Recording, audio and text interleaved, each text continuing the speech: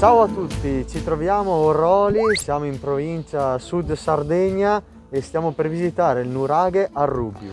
Siamo in compagnia di Nicola, guida turistica, che appunto ci guiderà in questo percorso che ci porterà a visitare uno dei più sorprendenti e ricchi di particolari nuraghe della Sardegna. Non poniamo altro tempo in mezzo, visitiamo il nuraghe? Ma tutto questo dopo la sigla!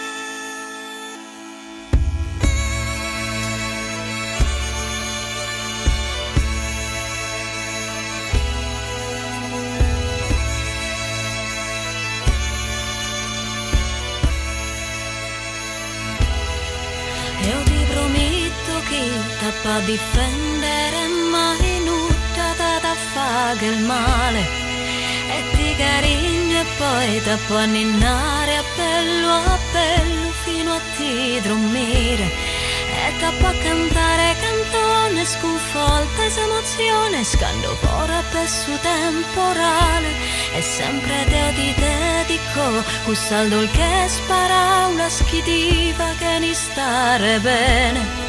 Quando s'amore smaghia, vale che pregadoria chi pro sempre ad adorare. Fatto una domo pratir, tu un'isola sola del mio sueño, tu veni da giocare. È una ventana sempre aperta pro chi volare, chi potrà venire a noi, pro riposare.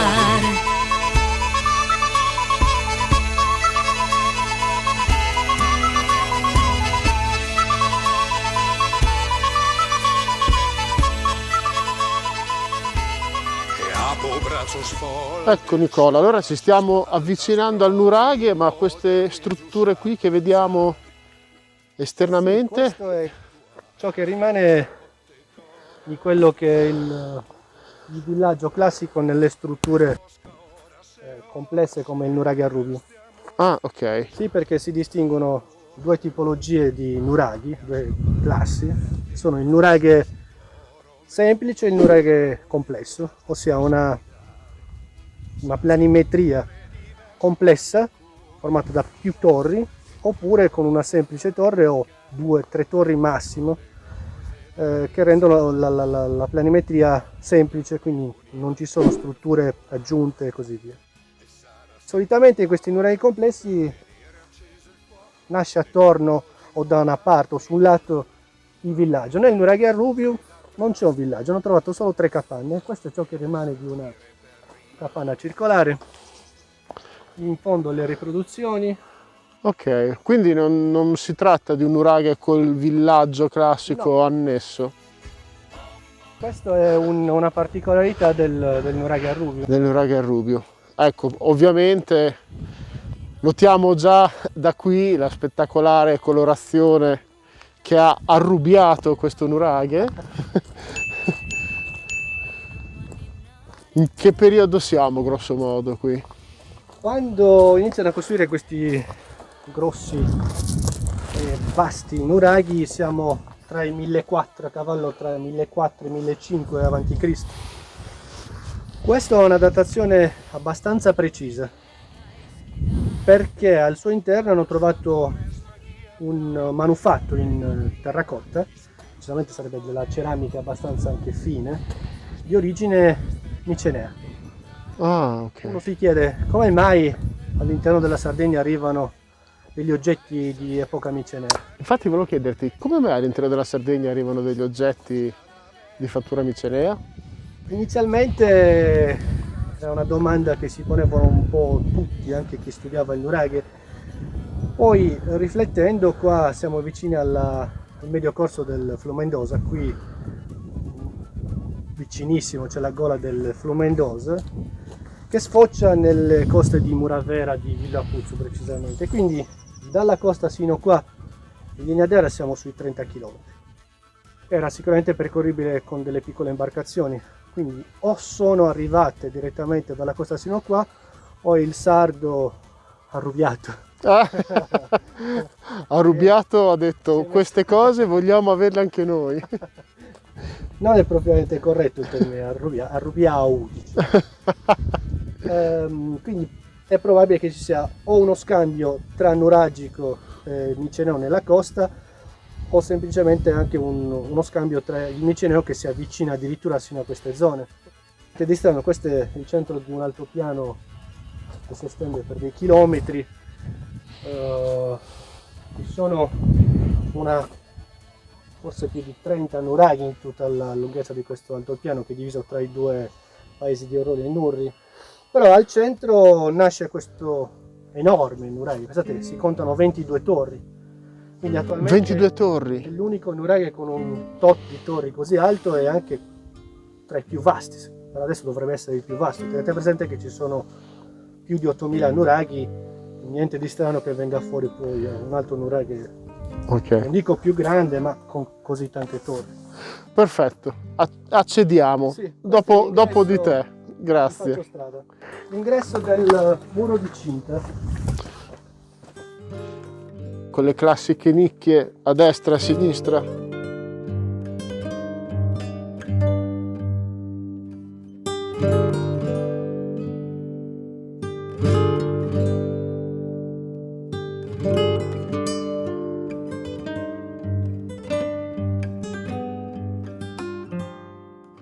Adesso da qui si intravede tutto lo spazio scavato del cortile. Il cortile tra bastione e muro di cinta. Quindi un nuraghe complesso ha un bastione che chiude la torre centrale a un cortile solitamente, Perfetto. e poi un muro di cinta che lo avvolge letteralmente e si costruisce attorno. Si parla sempre di cifre tra 7 o 8 torri, quindi vi ho anticipato che sono 22, qua sono 7 più 5, 12 più 1, 13 con la torre centrale. Dove sono queste altre 8 torri che abbiamo conteggiato in più? In questo caso sarebbero altre 9. Sì. È in quel secondo muro di cinta che è stato costruito, ancora non è chiaro, in una fase successiva, o forse in un unico progetto, non lo sappiamo. Però per distante un nuraghe con 2 muri di cinta, ecco perché poi ci sono così tante torri. Mi salta subito all'occhio, scusa le interruzioni, queste pietre disposte in senso verticale. Ora, Non so se sia una particolarità, delle diciamo. domande più frequenti. La particolarità di questo nuraghe, oltre a distinguersi per, vi ho anticipato, per tante torri, questa forma particolare senza un villaggio, è che ci sono 22 torri, ma non sono tutte uguali. Che ci siano tante, si potrebbe pensare anche a diverse fasi di costruzione, quindi diverse manovalanze o comunque maestranze, o altrimenti è un modo per manifestare la diversità, nel senso tante maestranze che costruivano un unico nuraghe, perché poi si suppone ci fosse una sorta di raduno, perché un nuraghe di oltre 5.000 metri quadri non si può costruire con un semplice nucleo di un piccolo villaggio, ma Assolutamente. con tanta manovalanza che arrivava dall'esterno. Esatto. un po' il sistema Quindi egiziano, sapete, ognuno quello il proprio stile, insomma. Sì, sembra. Guardate, queste due torri sono quasi identiche, poi l'altra.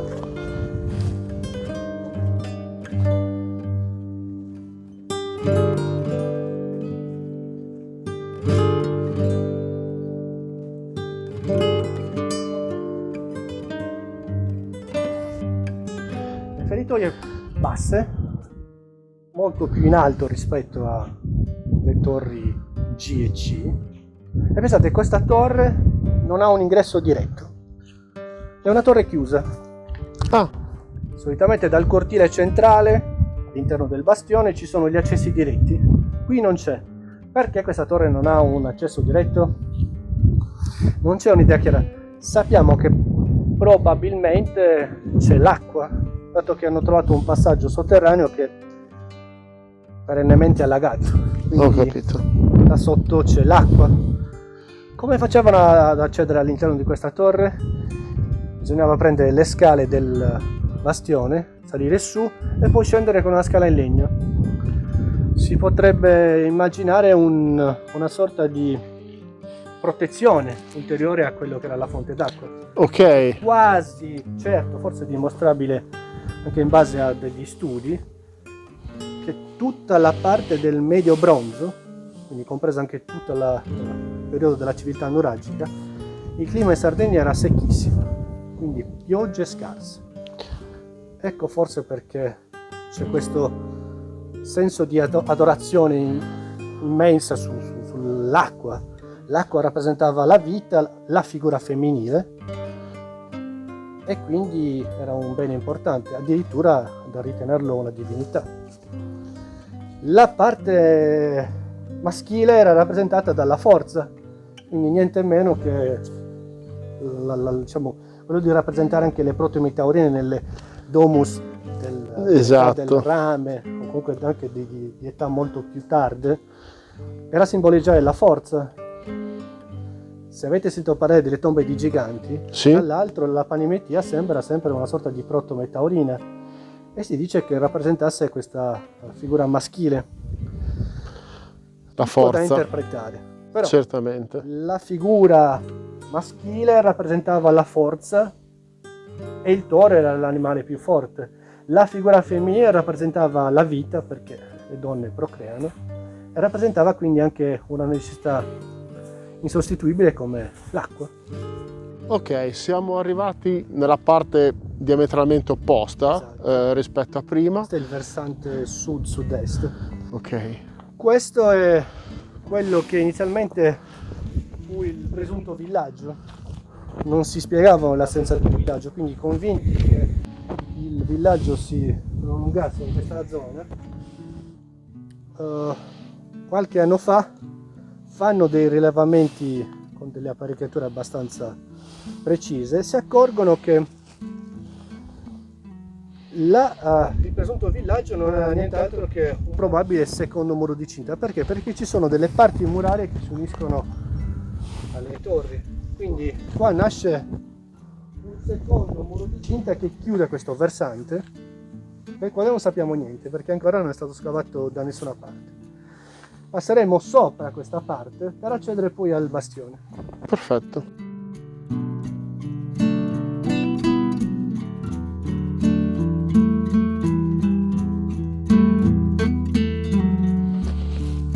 Quindi si può intuire con un primo colpo d'occhio che siamo molto più in alto rispetto al piano del Del terreno, sì. terreno, sì, dell'altopiano.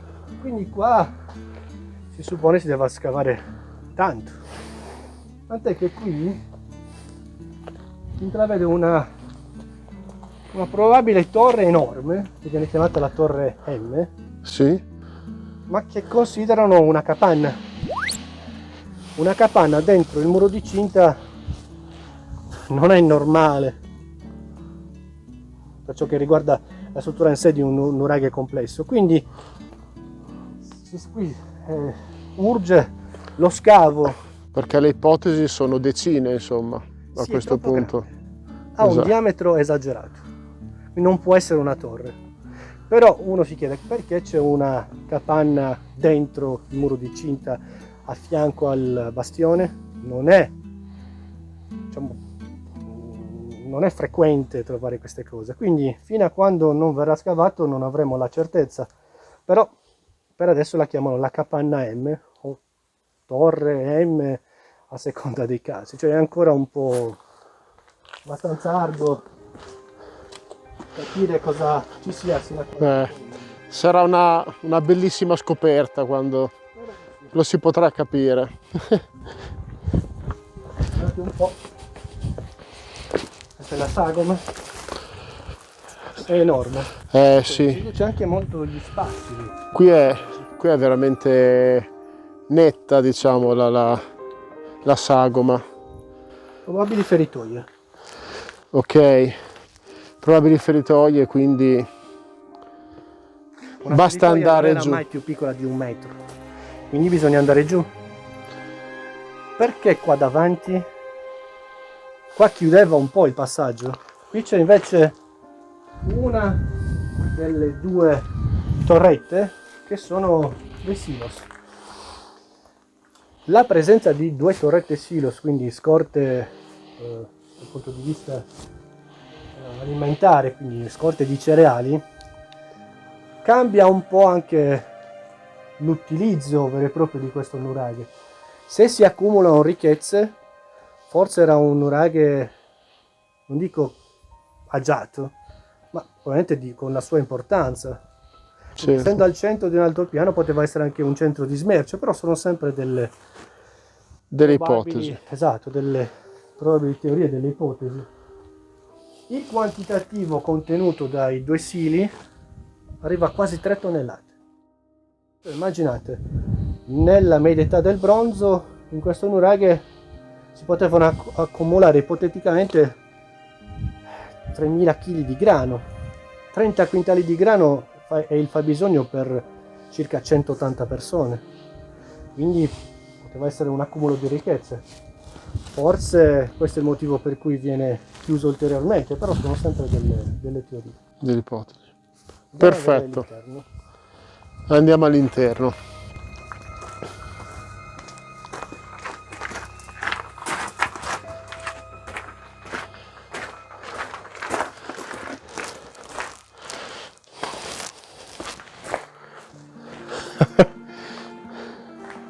Questo è l'ambiente classico del cortile centrale con pozzo, solo che questo è un pozzo cisterna. Una delle scoperte più interessanti quando hanno scavato questo cortile è che arrivando sino alla roccia, quindi volevano capire un po' quanto fosse lo spazio che separava il primo pavimento dalla roccia, hanno scoperto che costruivano dei drenaggi, dei veri e propri vespari. Ora, questo spazio è stato eliminato, scavato, fino ad arrivare alla roccia pura. Nella roccia pura trovano un canale che attraversa al centro questo cortile, che scende per 1 metro nella roccia pura, che veniva poi seguito da altri, che serviva per uno scopo ben preciso, cioè accumulare l'acqua drenata dal vespaio e scaricarla dentro la cisterna. Quindi era un modo per bonificare la struttura.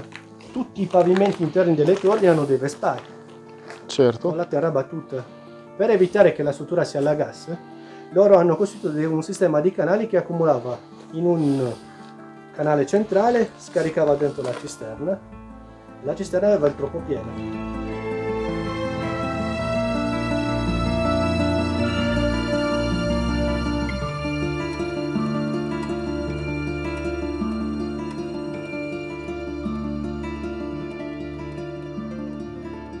Quello che poi stupisce maggiormente è che avevano già dei concetti che erano noti a una popolazione come quella di Micene, cioè le porte architravate con degli spazi interni, sempre con questa forma che tende a essere ogivale, per evitare cosa? Per evitare di scaricare i pesi nella parte alta e quindi la necessità di avere una chiave di volta. Queste cupole interne si chiamano falsa cupola o false cupole perché non hanno una chiave di volta, perché tutto il peso viene scaricato verso il basso. Quindi la porta architravata ha lo stesso concetto. L'architrave è una finestrella nella parte alta per evitare che il peso frantumi l'architrave. Si scarica verso il basso è appoggiato sul roccia e tutto a posto. Le stanze interne sono a cupola ogivale perché tutto viene scaricato verso il basso.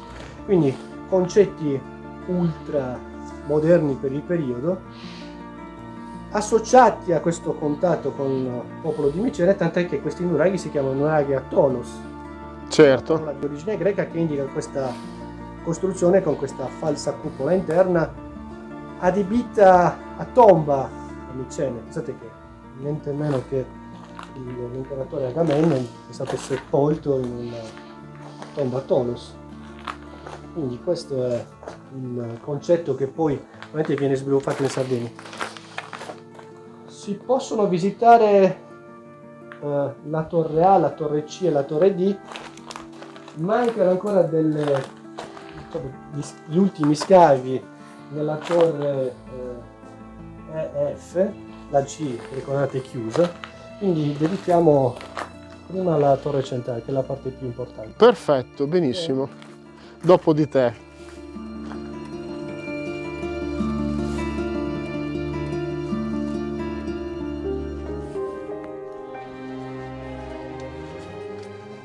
Ora,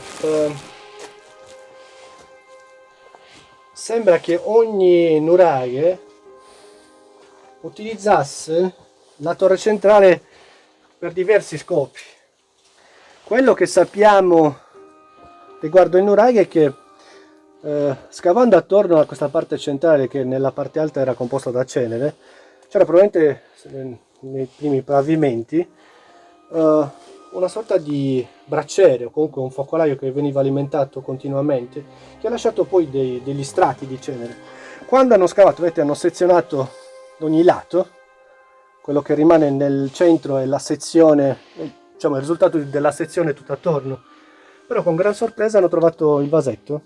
Quel vasetto è un vasetto nuragico.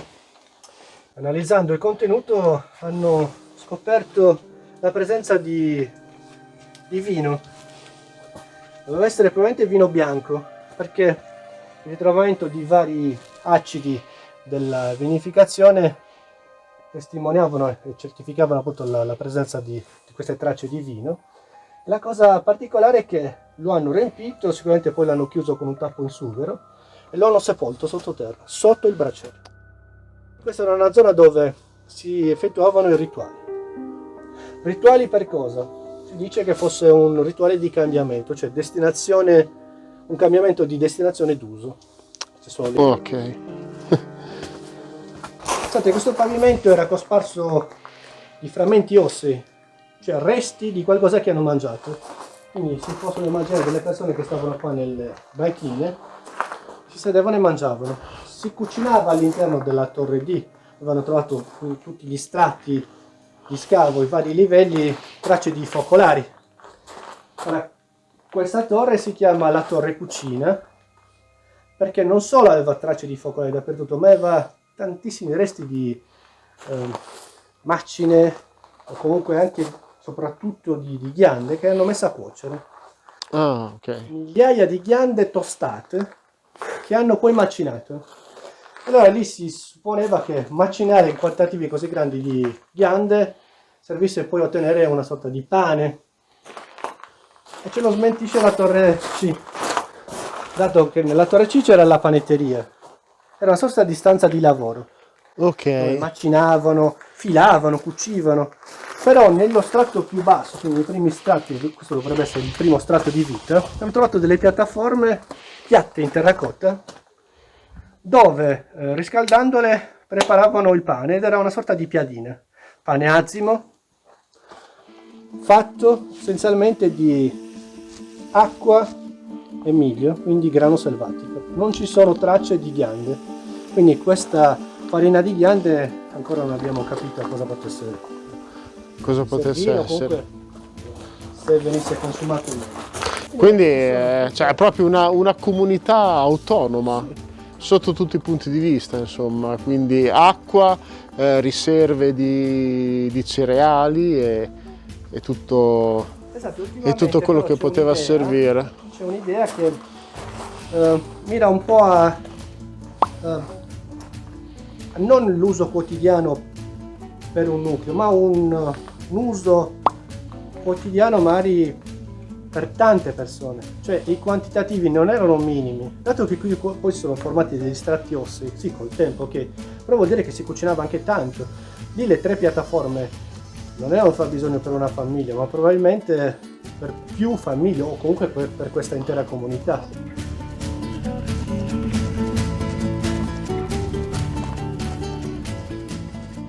E si conclude qui questa magnifica puntata.